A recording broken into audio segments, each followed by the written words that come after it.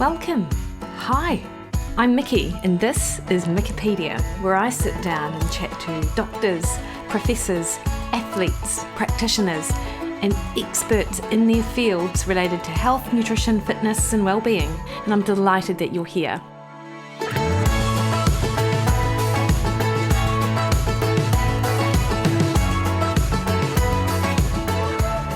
Hey everyone, welcome back. It's Mikki here. You're listening to Mikkipedia, and today on the poddy I am talking to Dr. Charles Brenner. If anyone is or has been interested in the area of anti-aging, of longevity, knows anything about the supplement Tru Niagen, then this guy is responsible for providing us so much information in this area. His lab was responsible for discovering the nicotinamide riboside, NR, to be a vital precursor to or of nicotinamide adenine dinucleotide, or the NAD+ pathway in the body. Now, nicotinamide riboside, or NR, is converted by the body into NAD, and that's an essential molecule found in every living cell and plays a significant role in energy production, regulation of circadian rhythm, and cognitive function. Dr. Brenner's work really brought this information sort of to the forefront of scientific inquiry, and now this has just blown up so much over the last few years, bringing to market of a bunch of supplements which claim to be anti-aging and help in the process of aging. And we talk a lot about this, so Dr. Brenner explains the significance of NAD and why he believes supplementation with NR, such as Tru Niagen, could help us age better, but he also elaborates on why he is not a big fan of it being labelled as a miraculous or magic pill, and we talk about those anti-aging claims in the marketing of human longevity and why he has a real problem with that.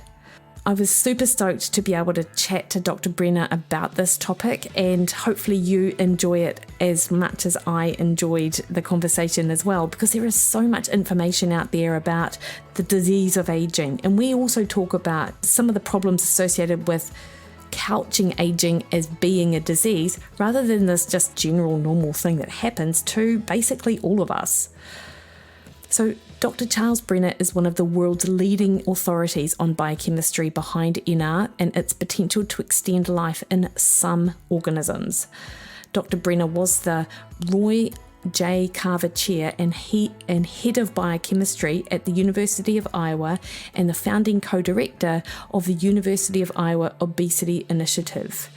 He is also Chief Scientific Advisor to Chromadex, which is a California-based company behind the NR supplement Tru Niagen, which you guys will probably be quite familiar with.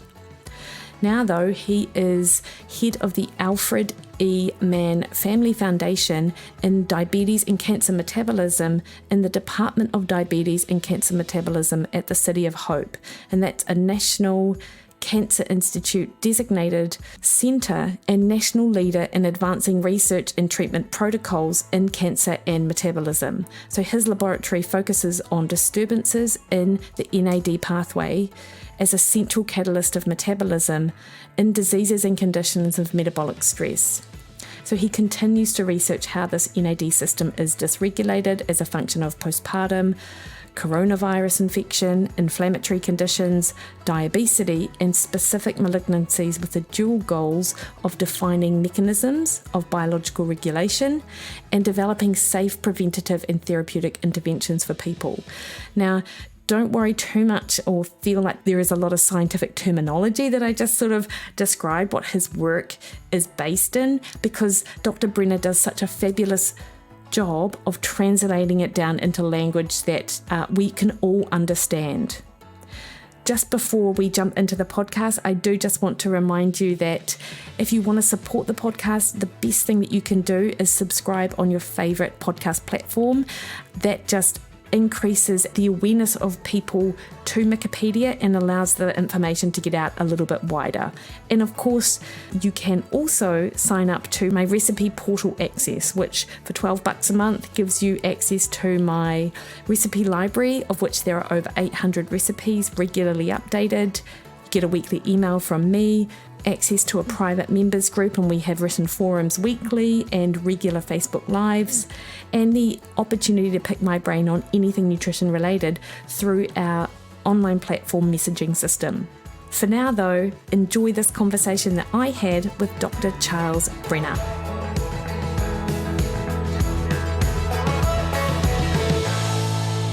Dr. Brenner, thank you so much for taking the time to speak to me this morning. I really appreciate it, particularly because I get a lot of questions in and around aging, what we can do to help minimize the impact of aging, but also, have I heard of True Niagen? What is NAD+?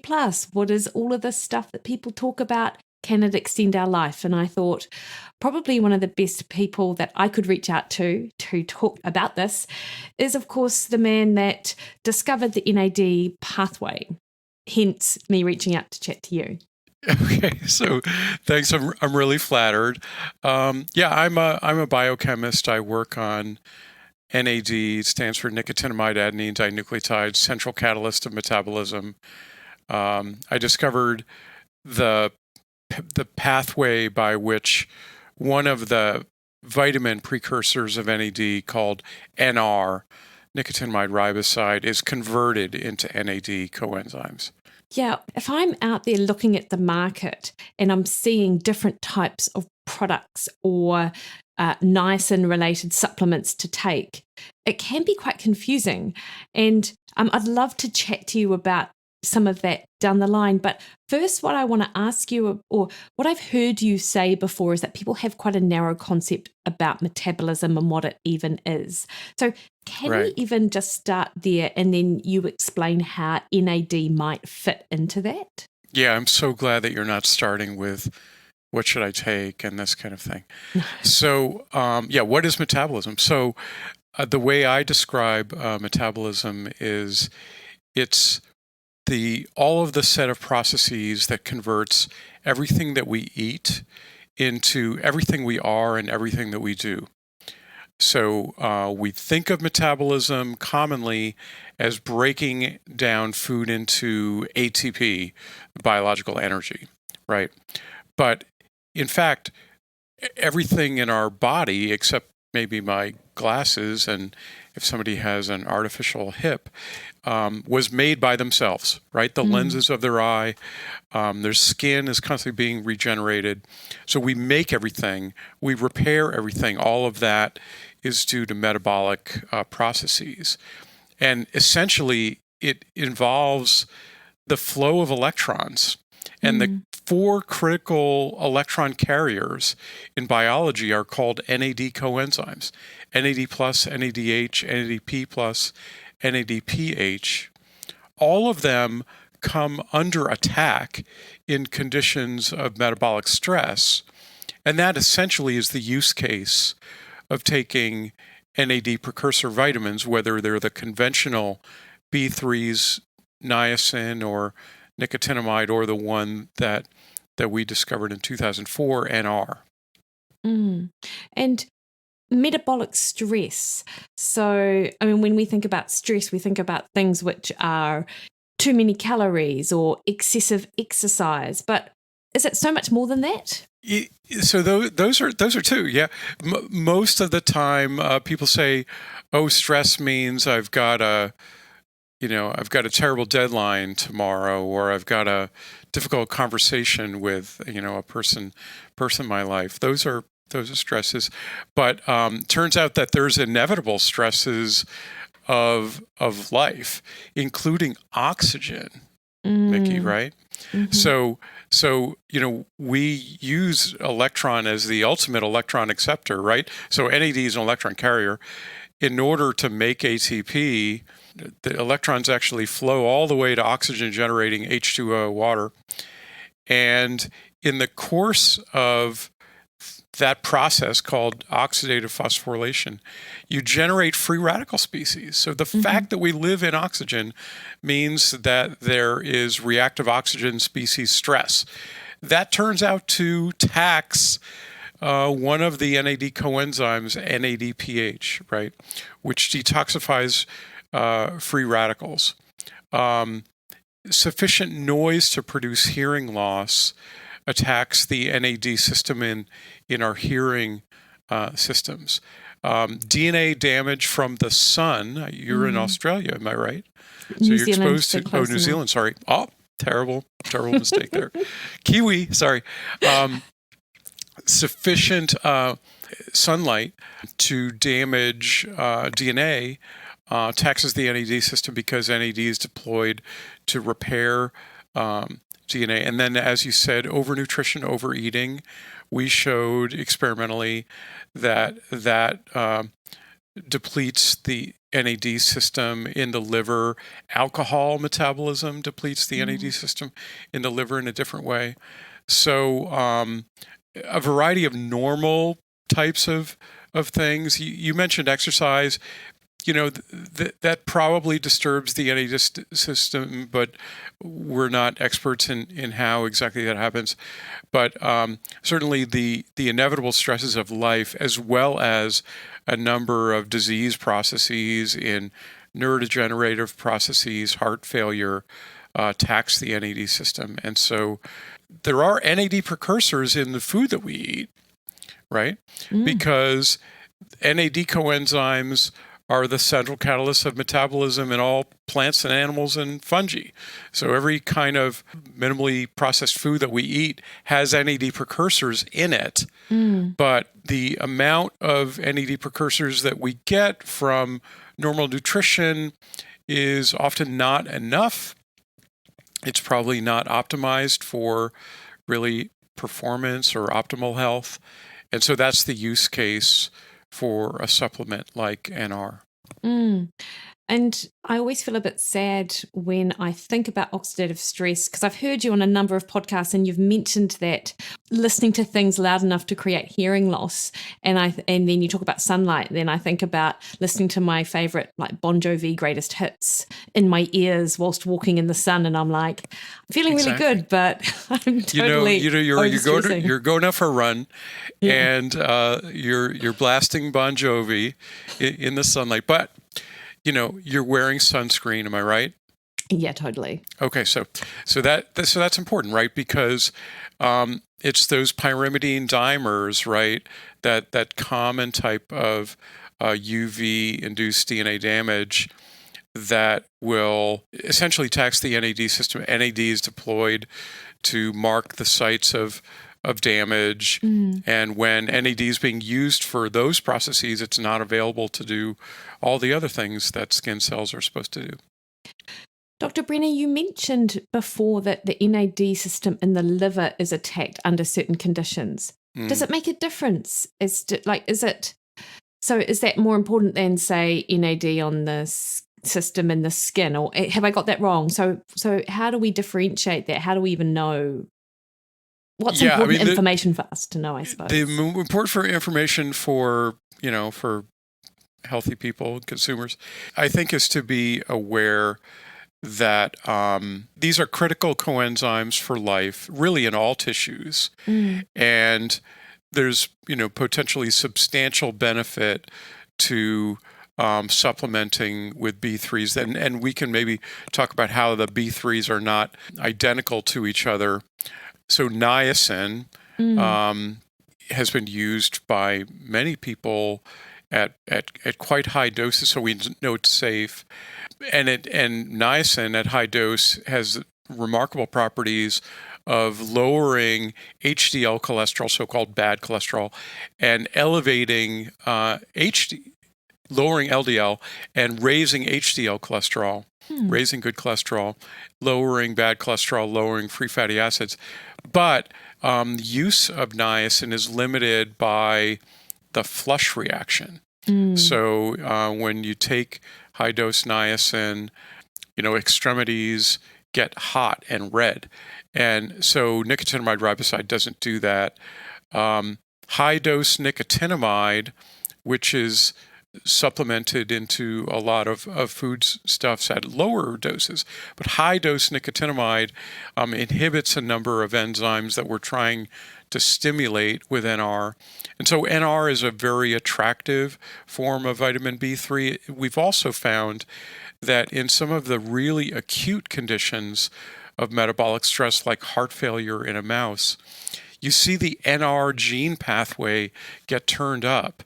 So when NAD is under attack, the NR genes get turned up, indicating essentially that the stress cells are looking for NR in order to retain their healthy levels of NAD in order to keep metabolism working.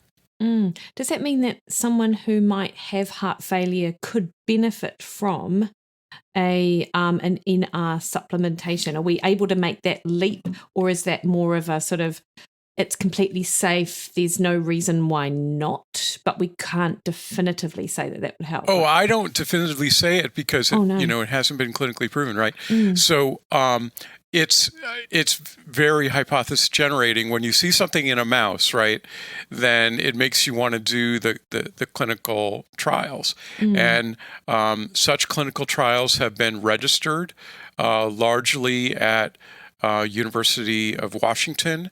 They've shown not only safe availability of NR in the context of cardiac patients, but they've also shown that blood cells from such people that were treated showed anti-inflammatory effects. And so the trials that have been published look positive, but essentially, the technology that we developed, which are the nutritional and therapeutic uses of NR, have been commercialized as a kind of wellness product, right? And so it says on the bottle, there's a blue bottle, right? It says not intended to treat a disease or condition, right? It's not making a specific disease claim. But it, in the fullness of time, it may be that the most profound use cases of NR, particularly at high dose, by which I mean, 1 to 2 grams a day, may be in people with specific disease and conditions of metabolic stress. So fatty liver disease, for example, heart failure, neuroprotection, whether it's chemotherapeutic neuropathy, diabetic neuropathy, or central brain injury or ataxia, telangiectasia, those types of things. All of those trials are being done. None of those disease claims can be definitively be made. We don't like to get out ahead of our skis, but we can certainly state that in healthy as well as in all of the disease populations in which NR, Niagen has been looked at, there have been basically no placebo-controlled safety concerns, right? So if you put hundreds of people on on a placebo and on a pill, over the course of those thousands of observation days, somebody's going to have a tummy ache and somebody's going to have a headache or whatever. But when you look at the reported events in placebo and the reported events in whatever doses of active NR they were taking, we haven't seen anything of concern. So we feel good about that, but we're not ready to make those disease claims. It's interesting even thinking about disease because, for example, here in New Zealand, I think on the front cover of the Weekend magazine, it said that here are some, I think it was something called 2-HOBA, and I don't know if you've heard of it. I don't know if I've quite got that right. It's some sort of compound that is apparently supposed to work to reduce metabolic stress and aging. And in fact, the claim was that this could be the thing to cure the disease of aging. Dr. Brenner, how do you... Did you see the eye roll? Yeah, I feel the eye roll myself. Every time it grinds my gears that the disease of aging. Can you sort of chat to me about your thoughts on that, please? I'm not a fan of that, way of thinking. So you were all aging, right? Mm-hmm. And I believe that fitness and function are modifiable as we age. I think it's possible to age better. When we started the True Niagen brand, I agreed to say "age better" as a kind of a slogan of associated with NR. But I don't consider aging a disease. Aging is a risk factor for a wide variety of diseases, maybe the most powerful risk factor for the severity of disease, for the prevalence of disease. But we are all, in fact, aging. There's no convincing evidence that anybody's lived much beyond 120 years. I think healthier aging would mean more centenarians, more people getting close to 120 degrees, and more people being fit and functional into their 80s, 90s, 100s, and beyond. Whether we can extend lifespan beyond that, I have pretty serious doubts. But whether more of us can be healthier longer, I'm confident that we can. But I personally don't consider aging to be a curse or a disease. And I just turned 60. I feel like I'm aging well. I'm in a climbing gym, climbing with people, half my age or considerably less than a third of my age, actually. So, I want to remain healthy and fit, but I don't like the concept of anti-aging. To me sounds like snake oil. It sounds like a category of grift that doesn't produce evidence-based results and that produces a lot of promises that take people's money away and promise them things that can't be delivered. And NR is often put into that longevity anti-aging camp. What is it about NAD what is the relationship between aging and our NAD levels? Yeah, that's a great question. So it's been widely reported that NAD declines in aging. There are absolutely such observations, but I'm not convinced that the cause of the decline was age as opposed to episodes of metabolic stress. One of the analogies that I give is that if everybody knows somebody that has lots and lots of cats in their home, right? And if you were to look at photographs of a cat owner over the decades, you might be able to order the photographs on the basis of in which photographs the person had the most scratches, right? But the scratches weren't caused by age, they were caused by cats.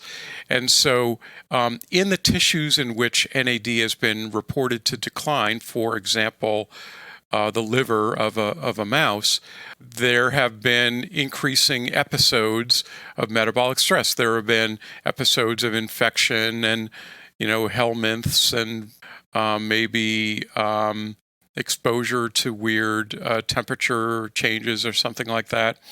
And I think that due to those episodes, the NAD system, has been impaired or inflammatory processes have been activated. So I'm not certain that age is the timer that controls NAD. And I don't believe that it's been demonstrated in human systems that in all tissues that the NAD system declines, but it's certainly true that in a variety of inevitable metabolic stresses, the NAD system comes under attack. And so we go through these metabolic attacks over the course of our life, over the course of time. And so, in the in the end, there may be strong correlations between age and NAD status, just as there are correlations between fitness and every other aspect of metabolism. Our metabolism clearly declines in aging, and we're using research methods to determine in which of those systems we can support our metabolism with supplemental NR as we go through life.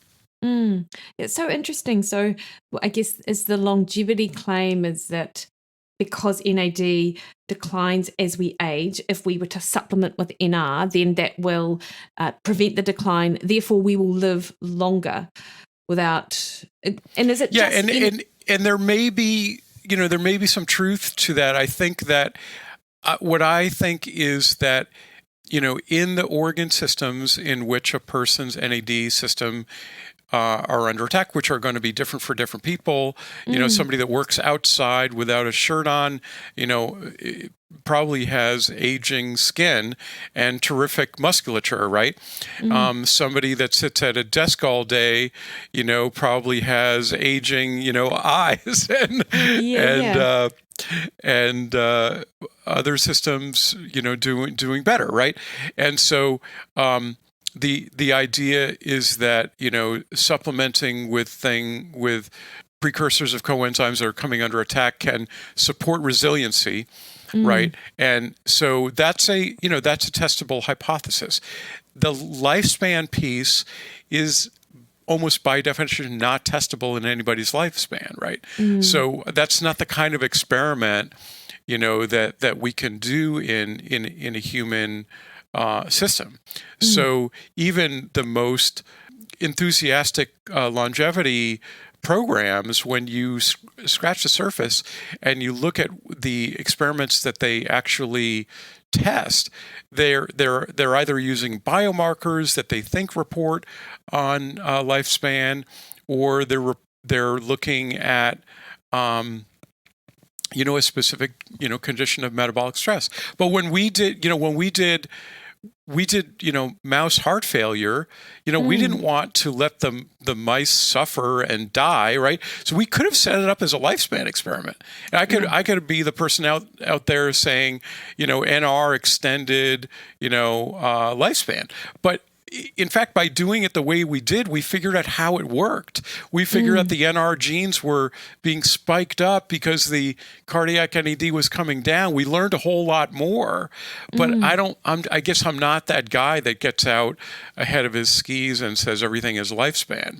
And then it turns out a lot of the longevity labs are actually looking at restoration of vision or something very, very specific. Why they're saying that they're rejuvenating, I just don't understand, other than it being very headline grabbing, but it's not evidence-based. So what is it that we can definitively say about supplementing with NR or any kind of derivative supplement for human health? So what can I confidently tell people?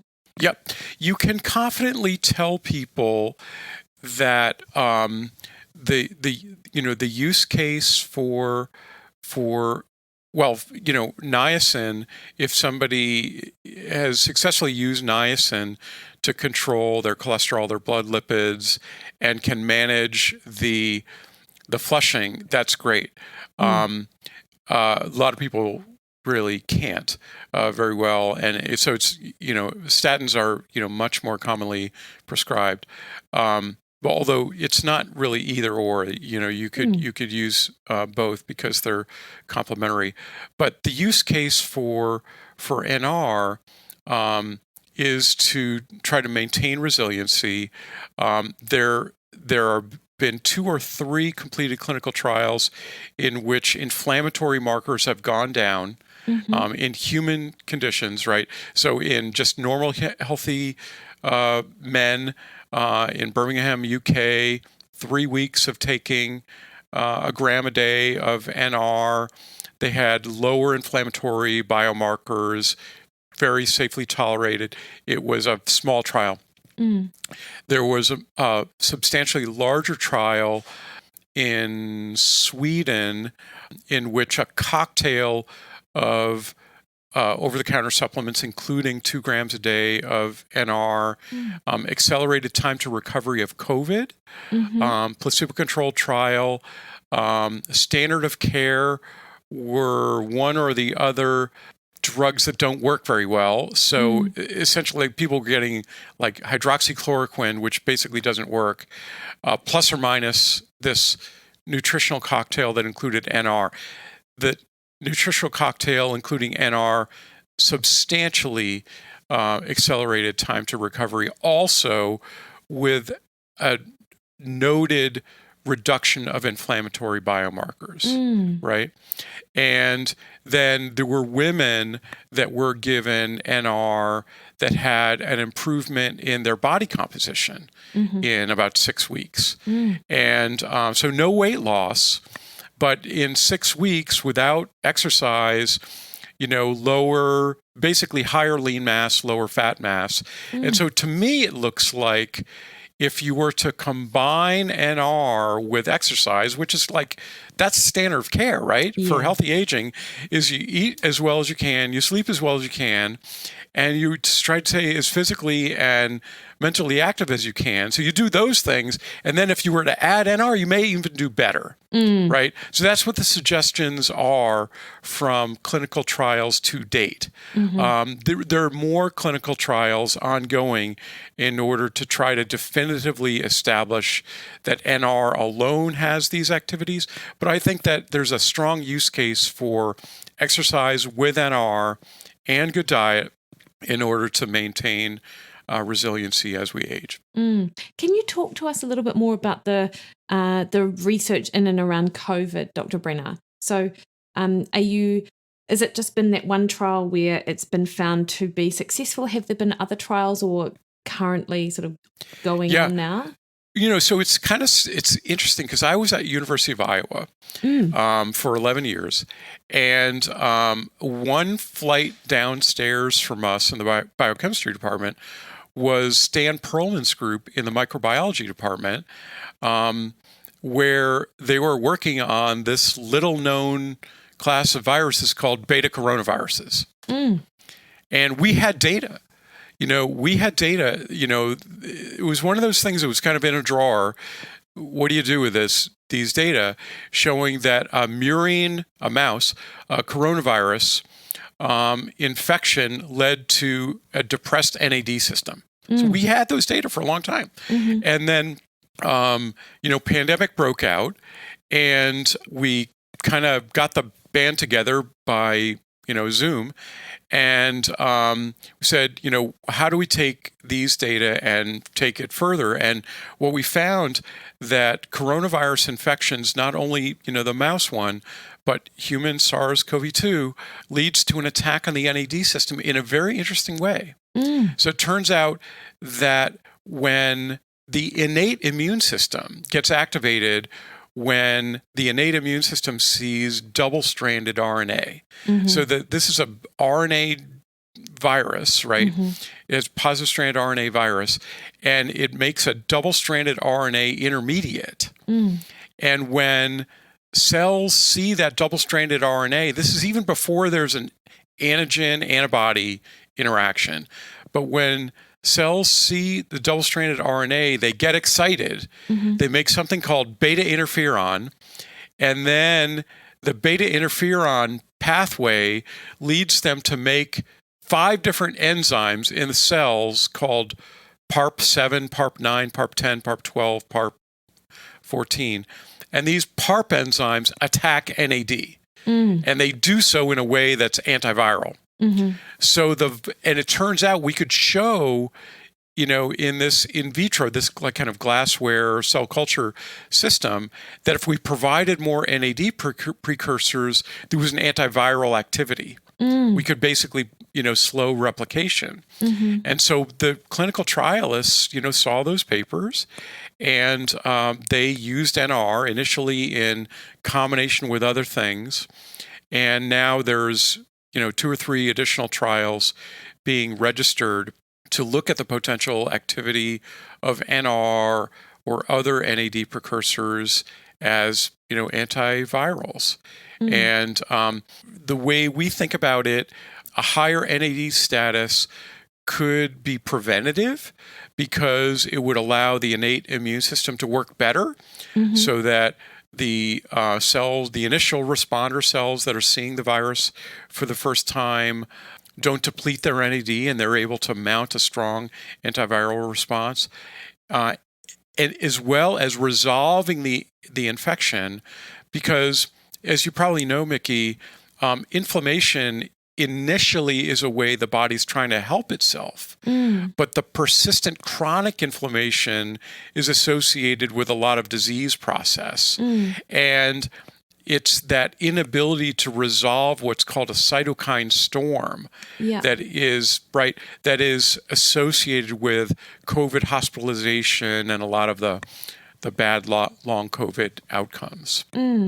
What do you hope is going to happen with this trial information, Dr. Brenner? And I guess I ask that because, I see the reports related to vitamin D and how vitamin D status is really important, or is potentially important, for reducing severity of disease outcomes and potentially being more resilient to infection in the first place. And I never see it go anywhere past like PubMed or the journals or the academics. And I never see it out there in sort of public health space. Like, do you? Right. Yeah, what? Right. And I think thoughts? Vitamin D research is tricky. It's confounded by a lot of things. And I'm not, fully qualified to comment on vitamin D status and supplementation. But I think that, scientifically, this, COVID attacks the NAD system is pretty well established. I mean, we just published that paper in full form, I think December 24th or something of 2020. But it was out on the bioarchive for most, probably half of 2020. It's already been cited, 70 or 80 times. So it's been highly cited for something that's been out in final form less than a year. And it's certainly led to at least, 3 or 4 clinical trials, 2 of which have been completed. So I think that this has a good chance of altering standard of care. Nutraceuticals are kind of a funny space, right? Because they are actually monitored by the the U.S. Food and Drug Administration. You can't say FDA without food, right? And supplements are in that bucket of food, in addition to drugs that are observed and regulated by the FDA. But the level of testing is much less for supplements that don't make a disease claim. For us to be able to make a disease claim, there has to be kind of larger trials that are absolutely placebo-controlled and generally multi-site. I'm not involved in them, because I was an inventor and I have a relationship with company Chromadex that commercialized NR into Niagen. But we were excited to see a number of different groups get involved and see that the scientific data and consider it, valid enough to, try to test the hypotheses in a public health setting. And what are the other components, Dr. Brenner? Do you are you able to list them off? Serine, carnitine, and maybe glycine. I can't actually remember, but I have a review coming out in Nature Metabolism very soon on how NAD is under attack in viral infection and inflammatory conditions. That kind of summarizes the state of the art on this.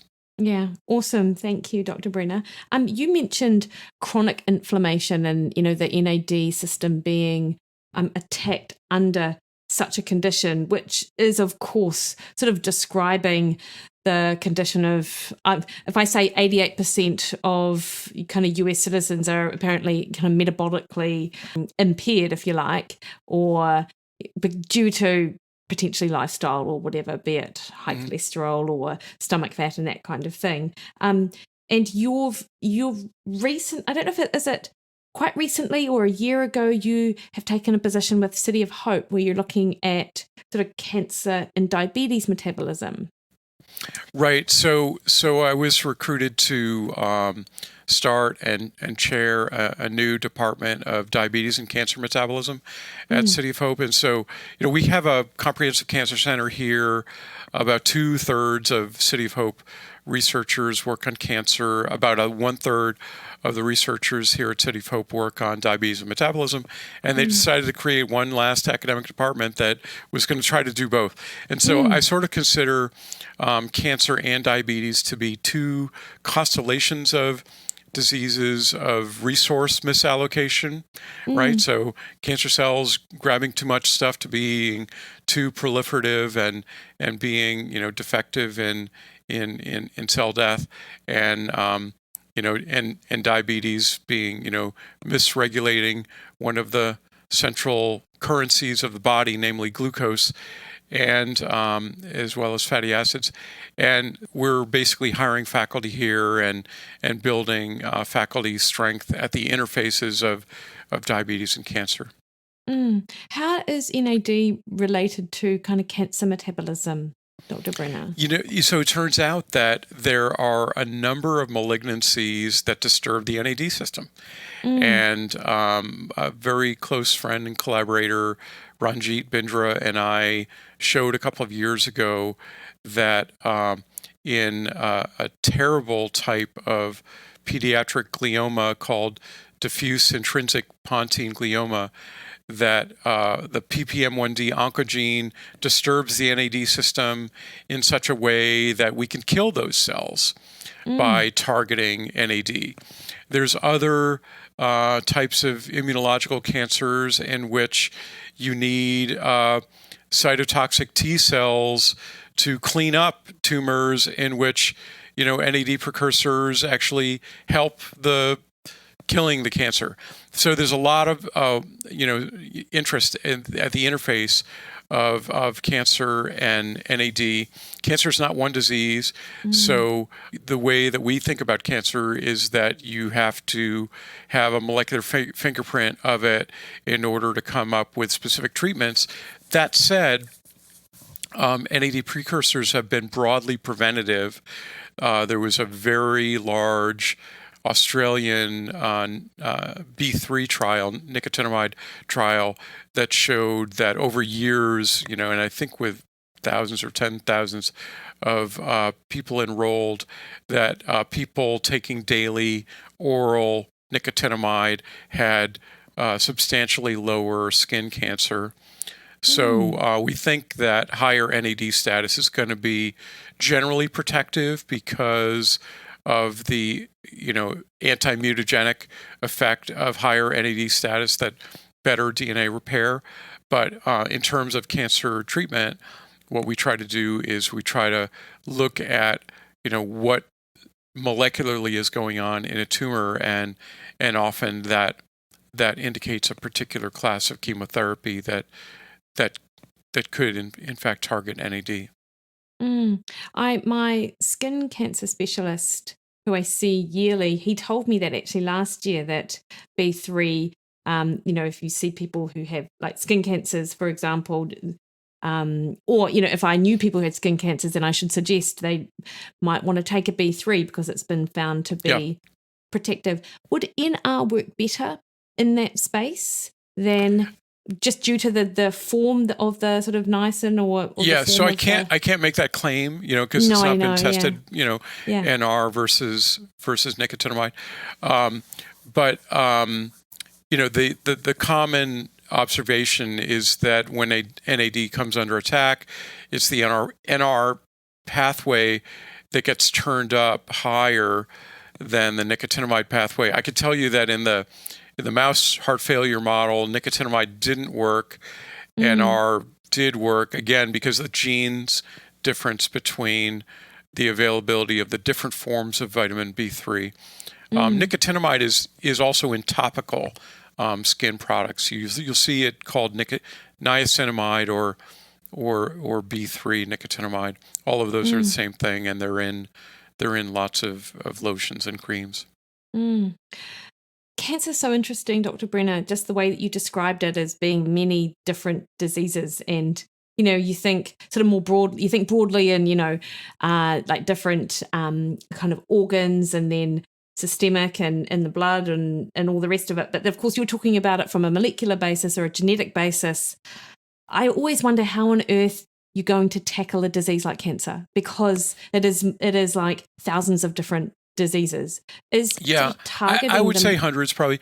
I mean, there's an extreme view that no two tumors are alike, and I don't think that we need to really go to that pessimistic of an extreme. There are hundreds of different oncogenes, and scores of different tumor suppressor genes, but so for example, for skin cancer, to stay on that topic, there's a common mutation called BRAF, and but because of the way the genetic wiring is, if there's a mutation in the EGF receptor or a mutation in the BRAF gene, they're pretty much going to respond to the same drugs because the same, signal transduction pathway is activated.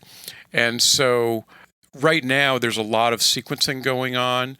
So at an academic medical center like City of Hope, we're basically trying to sequence everybody's tumor. So somebody has a new cancer presentation, and they get a biopsy, with consent, it goes to a lab, that sequences it. And at an increasing frequency, the sequences that are discovered, the mutations that are discovered, are actionable. So, 10 years ago, you could have done all the sequencing. First of all, it would have cost you a whole lot more to do the sequencing, and it would have been a very rare tumor for which you have an available agent.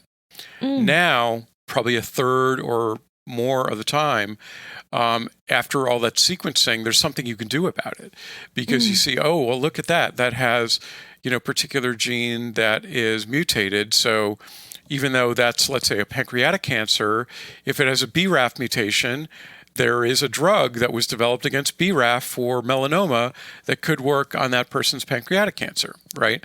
And there's other cases where it's not a specific oncogene that indicates the sensitivity, but like a gene expression pattern that indicates a sensitivity, or it could be, the sample gets submitted to our NAD metabolomics lab, and we determine the NAD level is low in that tumor, and it can be targeted that way.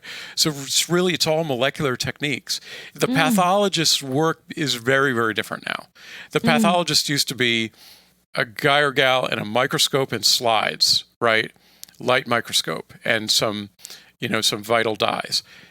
Doesn't work that way any longer. The pathology is really molecular pathology that involves genomics, transcriptomics, which means the RNA. It could be metabolomics, and other kind of omic characterization that allows us to really specifically classify tumors and match those tumors to approved or experimental drugs that to which those cancer genotypes are highly sensitive.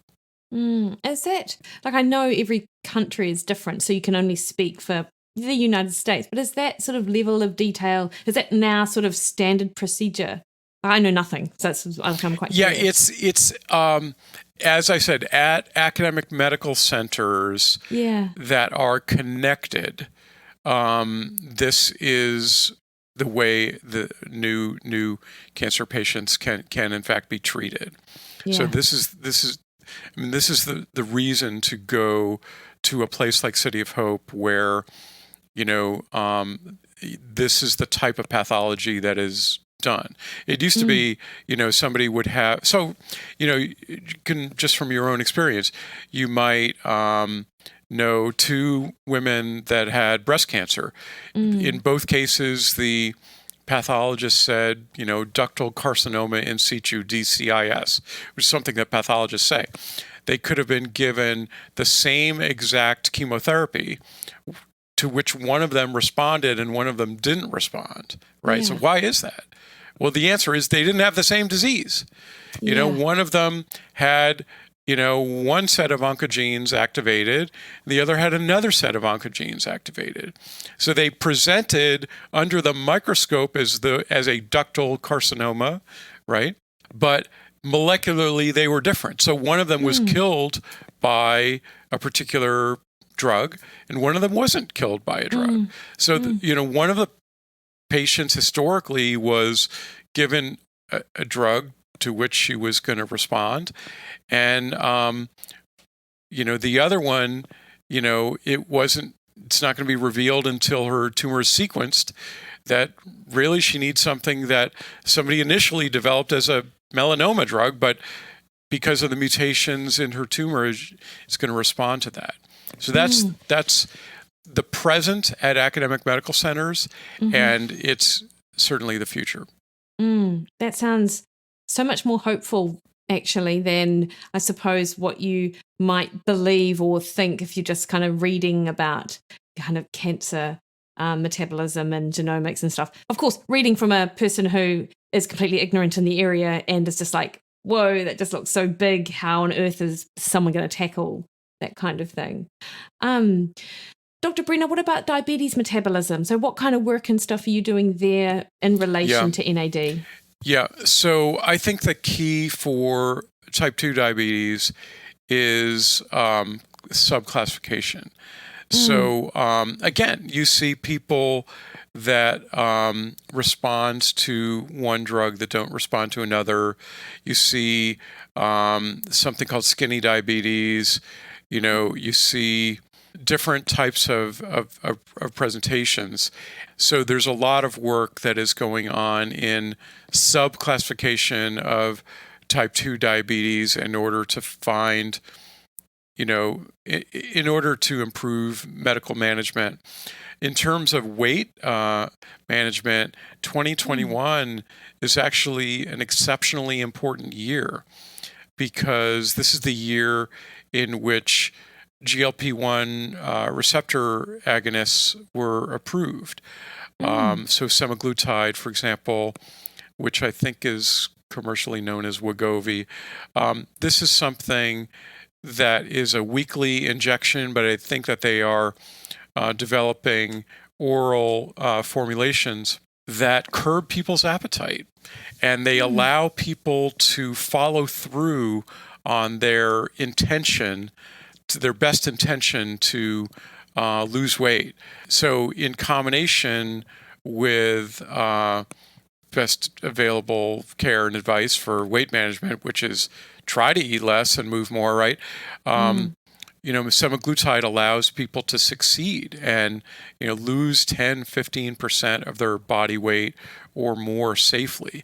And so with better weight management, there's much better, diabetes control and diabetes reversal.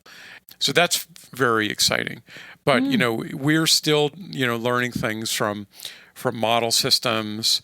We're interested in gestational diabetes. We're interested in pregnancy and postpartum and lactation, all as metabolic stresses that disturb the NAD system, and the potential for NR to support things like resolution of fatty liver disease, improvement of weight loss during postpartum, improvement of lactation.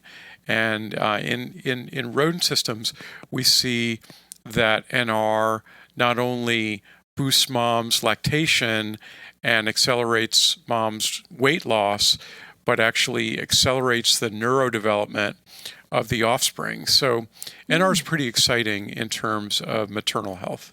Dr. Brenner, as I understand it, you might be collaborating with Herman Ponce on metabolism. Am I I heard that on a podcast. Is that, did I hear that correctly? Herman is a phenomenal scientist who's at Duke University. He's an anthropologist, as well as. I chatted to him, actually. Have you? Dr. Ponzer? That's great.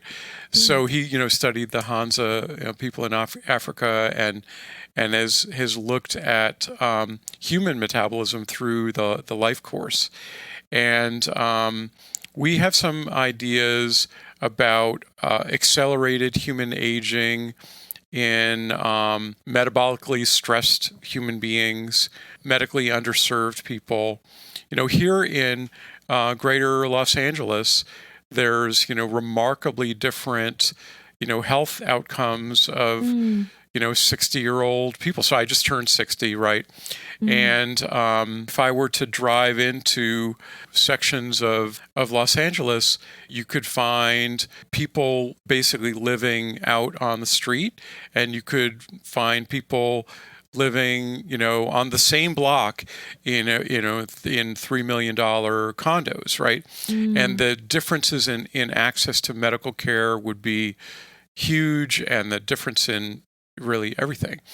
And, we are quite interested in whether the NAD system is taxed in people that live outdoor and they're medically underserved, and whether their overall metabolic rate has been disturbed due to their living conditions and so forth. And so Herman Ponzer is a person that I plan to collaborate with to try to address some of those questions and see if we can, improve this, this world that we live in which there's not equal opportunity.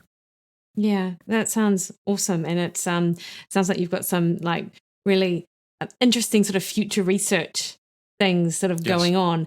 It's interesting with Herman's research. I talked to him just as his paper was being published looking at metabolism across the lifespan, and that in contrary to what we might have believed about metabolism, for it to be fairly stable across the lifespan until about the age of 60. And he did sort of note that, hormonal changes and things like that might potentially, that would impact on a person's metabolism, but it wasn't their metabolism per se. I think that's what he said, that necessarily slowed down. And of course, since NAD is almost like the basis of metabolism, or it's I wondered what sort of impact that might have. Right, and whether individual trajectories vary due to greater disturbances in the NAD system. We're asking exactly those questions. Yeah, everybody was really surprised, right? Because people, experience, weight gain.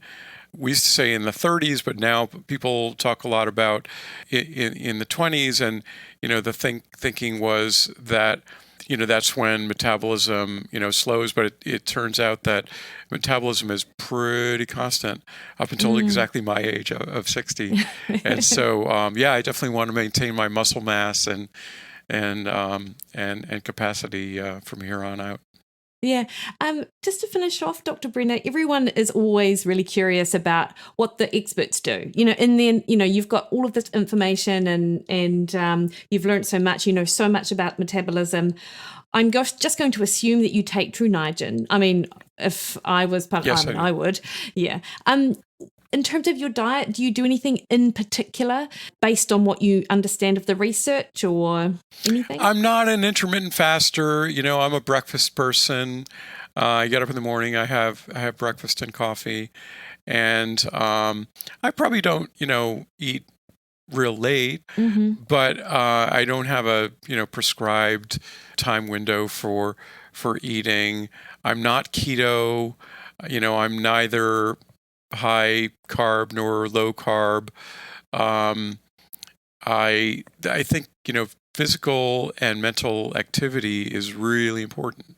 So try to work out 5 or 6 days a week to the point of breaking a good sweat.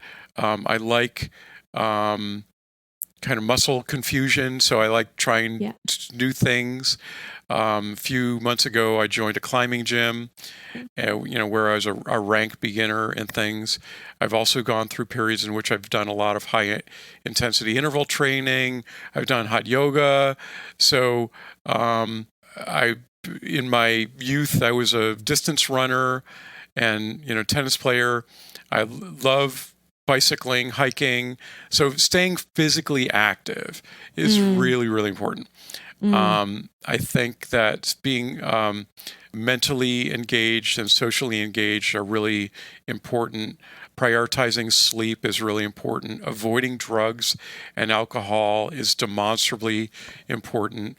Handgun non-ownership is demonstrably important. Handgun ownership is associated with shorter lifespans for the owner as well as everybody around them. Getting vaccinated is really important. We've seen that in the last couple of years.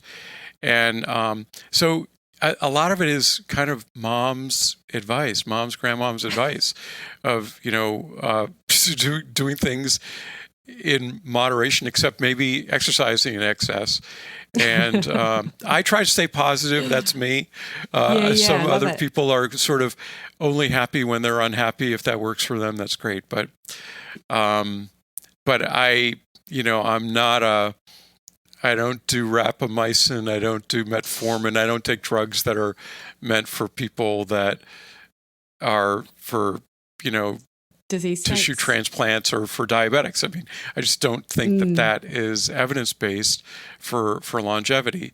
I think that NR could potentially, improve people's resiliency, but it's not like a miracle thing. It's something that works along with everything else that a person is doing. I often feel really sad when for the people who say they're trying to extend their life by eating, OMAD, 1 meal a day, or 1 meal a day.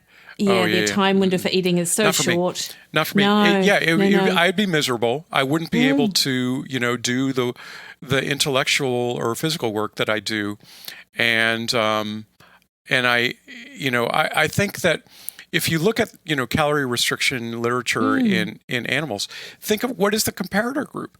The comparator group is a caged ad libitum fed animal, right? So that's not a wild condition. In wild condition, a mouse wanders around all night. They're nocturnal, so they basically go miles all night foraging to acquire the energy that they need in order to be the same weight the next day.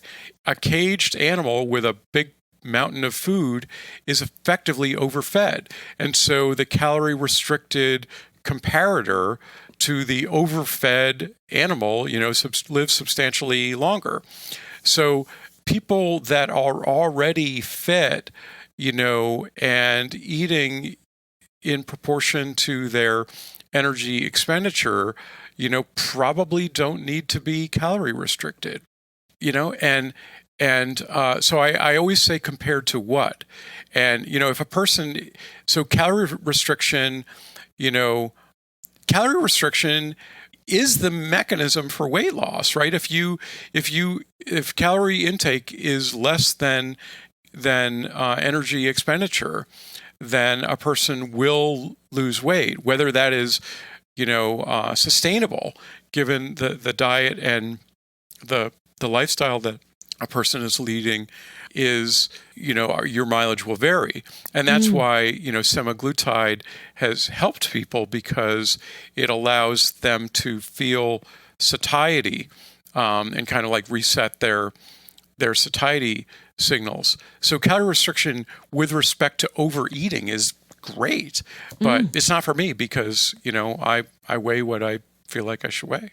Yeah. And I've heard you, I follow you on Twitter, which I find really enlightening, actually, in terms of my understanding of the research, which I really appreciate. And I've heard you talk about that with calorie restriction before, and I thought, and it was, again, enlightening when you sort of, you just kind of outlined what you just outlined there about the type of population that we're thinking about when we're looking at those mice in their cages being overfed. Right. Last question, Dr. Brenner, a bit of a selfish one on my part. And actually, you're probably going to tell me that you're biased because you started the company or you're part of the company, but I'm a distance runner. It sounds like I would probably benefit from something like NR supplementation because of the potential metabolic stress or out the sun or whatever. Would you agree with that? I think that you could benefit. I mean, I know that a lot of athletes, there are professional football players who are, 22 years old that kind of swear by NR. They're in, a contact sport. But the common observation, not placebo control peer reviewed, but the common observation is that there are improvements in recovery from hard workouts with NR supplementation. So that's an area where you might feel a benefit. Yeah, that's awesome. And I did say that was the last question, but actually, very quickly, is there any research in neurological conditions with NR? There are experiments that are ongoing, both in preclinically as well as human clinical trials. There is protection in some models of Parkinson's, ataxia telangiectasia, and some mitochondrial diseases that affect the brain. We did a study on diabetic neuropathy. There's a chemotherapeutic neuropathy study as well as a clinical trial. And there's clinical trials of mild cognitive impairment and early Alzheimer's and so forth. So very exciting area of research. And thanks for following me on Twitter. Folks can find me there at Charles M. Brenner. And I answer questions most every day on Twitter and just try to do my best of, conveying the science without being a hypester, and wish everybody well. That is awesome. Thank you so much, Dr. Brenner, for your time. I really appreciate it, and really look forward to seeing sort of how the NR research sort of unfolds over the next few years. Great. It was a pleasure.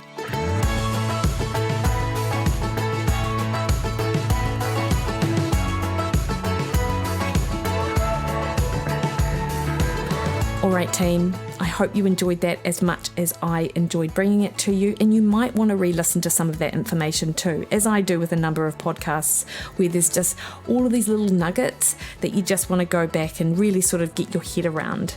So I'll include links as to how to connect with Dr. Brenner on social media. He's very responsive to messages, and also where you can find more about him and the work that he does.